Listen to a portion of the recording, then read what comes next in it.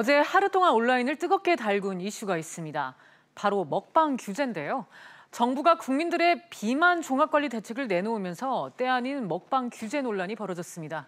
이 문제를 어떻게 봐야 할까요? 김현식 문화평론가와 자세한 얘기 나눠보겠습니다. 평론가님 안녕하세요. 네, 안녕하십니까. 네, 어제 보건복지부가 국가 비만관리 종합대책을 발표했는데요. 어떻게 보셨습니까? 네. 그래서 복지부가 2022년까지 41.5%로 증가할 이 비만율을 2016년에 34.8% 수준까지 낮추겠다 이렇게 하면서 여러 가지 대책을 내놨어요. 그런데 여기에서 이제 문제가 됐던 것이 이 최근 먹방과 같이 폭식을 조장하는 미디어 때문에 폐해가 우려되는데 이 모니터링이 제대로 되고 있지 않다라고 하면서 2019년까지 폭식을 조장하는 미디어나 광고에 적용하는 가이드라인을 개발하고 모니터링 체계도 만들겠다 이렇게 밝혔거든요. 이 부분이 이제 누리꾼들 사이에서 정부가 먹방까지 규제할 수 있냐 이렇게 이제 반발을 한 그런 상황이 되겠습니다. 그래서 요즘에 이제 비만 때문에 굉장히 전 국민적으로 고민이 많고 또 국가에서 대책을 해야 되는데요. 문제는 과연 이제 미디어에 이렇게 정부에서 개입을 할 수 있느냐 여기에 대해서는 여러 가지 좀 논란이 있을 수밖에 없을 것 같습니다. 네, 정부의 비만 관리 대책 불통이 엉뚱하게 먹방 규제 논란으로 튀었는데요. 이런 논란을 어떻게 생각하시는지 또 실제로 폭식, 비만에 먹방 방송이 악영향을 끼친다고 보시나요? 그래서 과거의 해외 연구들 또 국내에서도 이 미디어와 음식을 많이 먹는 거에 연관성에 대해서 이제 많이 연구를 했어요. 그런데 대체적으로 보면은 비만 문제를 다뤘을 때 이런 식욕 중추가 자극돼서 실제 섭취하는 칼로리가 높다라는 연구 결과들이 있었거든요. 그러다 보니까 일부 단체들은 이 같은 결과로 먹방이 비정상적으로 식욕을 자극하는 사례가 심해지고 있다.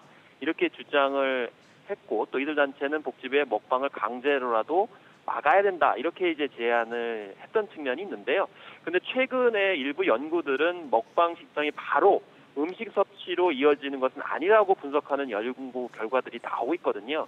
이것은 한국만이 아니고 미국에서도 유튜브로 먹방 영상을 보는 20, 30대 남녀들의 심층 인터뷰를 통해서 보면 폭식 장면을 따라서 많이 먹으려고 하는 것이 아니고 일종의 대리 만족을 위해서 먹방을 본다. 예를 들면 다이어트나 여러 가지 이유로 이 음식을 잘 못 먹는데 대리 충족하기 위해서 이런 이제 먹방들을 본다 이렇게 얘기를 하고 있기 때문에 이것은 이제 개인 차이도 있고 어떤 동기가 좀 다를 수 있기 때문에 일률적으로 먹방을 반드시 본다고 해서 비만과 연관성이 있다라고 보기에는 좀 차이가 있는 것 같습니다. 네.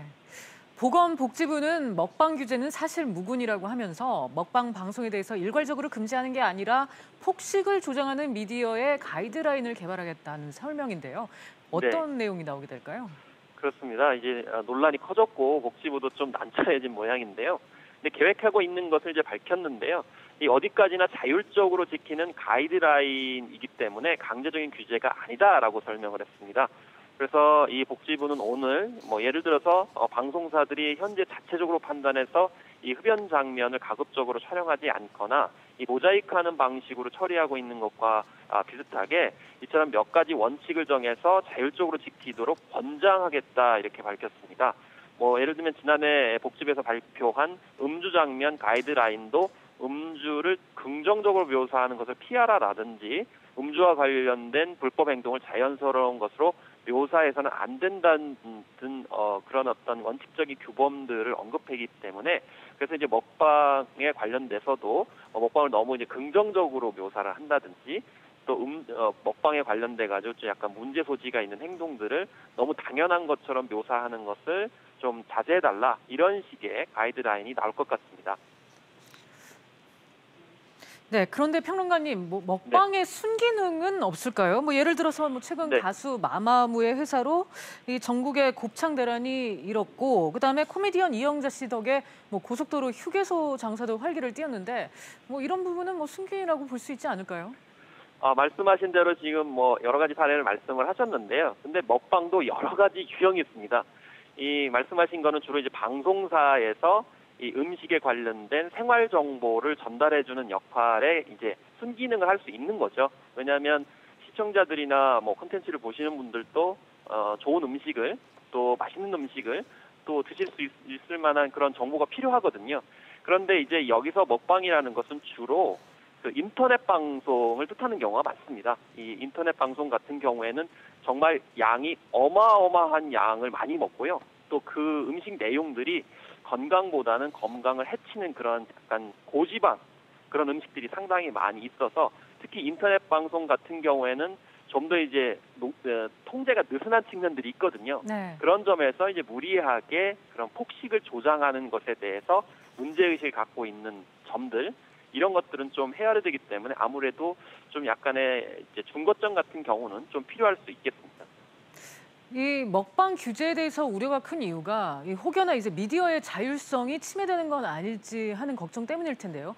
뭐 TV도 그렇고 1인 미디어 방송 쪽에서도 반발이 클 것 같아요. 아, 그렇습니다. 그래서 이제 최근에 이제 스타 먹방 크리에이터죠. 벤츠가 인스타그램을 통해서 목소리를 냈습니다. 네. 특히나 이제 인터넷 공간 같은 경우에는 이제 자율적으로 콘텐츠가 제작이 되고 공유되는 어떤 그런 특성이 있기 때문에 이것까지를 통제하는 것은 좀 자율성을 많이 침해하는 것이다. 이렇게 이제 볼 수가 이제 있겠고요.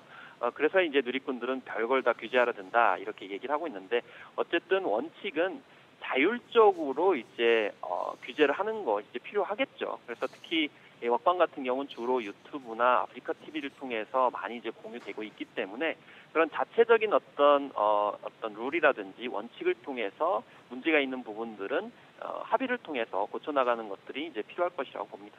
네, 평론가님, 이렇게 먹방과 관련된 네. 미디어 콘텐츠가 대체 얼마나 규모가 되길래 이렇게 보건복지부에서 문제로 삼은 걸까요? 아, 이게 정확하게 통계가 나온 건 없어요. 그런데 앞서서 말씀드린 이 벤츠 같은 경우에는 구독자 수, 그러니까 항상 이 팔로워, 그러니까 이 일종의 회원처럼 따라다니시는 분들이 250만 명을 돌파했거든요. 그리고 이것은 이제 먹방 크리에이터다 이렇게 얘기를 하는데 최근에 이제 언론 보도를 통해서 연간 수입이 10억 원이다 이렇게 이제 밝히기도 했어요. 물론 이 사례는 굉장히 잘 되는 사례이긴 하지만 그만큼 이 인터넷 중에서도 이 1인 크리에이터, 그러니까 1인 방송을 하는 사람 중에 품목 중에 상위권에 랭킹돼 있는 것이 바로 이 먹방입니다. 그만큼 먹방 컨텐츠가 굉장히 많이 이렇게 인기를 끌고 있기 때문에 그런 점에서 이제 항상 주목의 대상이 되다 보니까 이번에도 비만과 관련해서 이제 관련이 된 것 같습니다.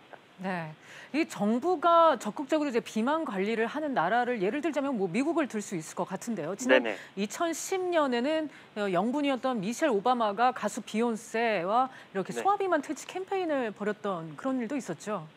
그래서 비만 문제하면 이제 가장 문제가 되는 것이 이제 아이들이죠. 그렇기 때문에 비욘세는 이제 영부인과 함께 미국 내 소아 비만 문제를 해결하기 위해서 미셸 오바마와 비영리 교육재단과 함께 이런 이제 일종의 소아 비만 퇴치 운동을 같이 벌였는데 이 어떤 방식으로 하느냐였어요. 그래서 여기에서 중심이 된 것은 어떤 규제나 통제가 아니고 운동이었습니다. 그러니까 네. 운동을 열심히 해서 이제 비만을 퇴치하는 심지어는 TV 토크쇼에 출연을 해가지고 미셸 오바마 영부인이 막춤까지 추면서 이렇게 운동을 해야 된다 이렇게까지 얘기를 하는 그런 모습들을 보였거든요. 그렇기 때문에 이것은 뭐 정부가 규제를 통해서 하는 것이 아니고 일상생활에서 비만을 어떻게 퇴치할 것인가를 이제 얘기를 했기 때문에 그런 외부적인 통제책으로 비만을 통제하려고 했던 것과 좀 약간 많이 달라서 결국 자율성을 좀 더 많이 이제 촉진했던 그런 사례였다고 볼 수 있겠습니다. 네. 먹방 규제 자체는 논란이 있더라도 어쨌든 이제 국가 차원에서 비만의 심각성을 인지하고 또 대책 마련에 나섰다는 거는 긍정적으로 볼 수 있을 것 같은데요. 어떤 점을 보완해야 될까요? 일단 뭐 우리나라에서는 지금 현재 국가에서 개입을 하는데요. 이미 영국이나 뭐 캐나다나 프랑스 같은 경우에는 2000년대 초반부터 이제 국가가 적극적으로 나섰습니다. 예를 들면 영국 같은 경우는 2005년에 토니 블레어 당시 영국 총리가 세계 처음으로 비만 관리를 담당하는 피트니스 차관보를 신설하기도 했고요. 심지어는 비만세를 고려하기도 했습니다. 우리나라에서도 이것도 이제 얘기가 나오고 있긴 한데요.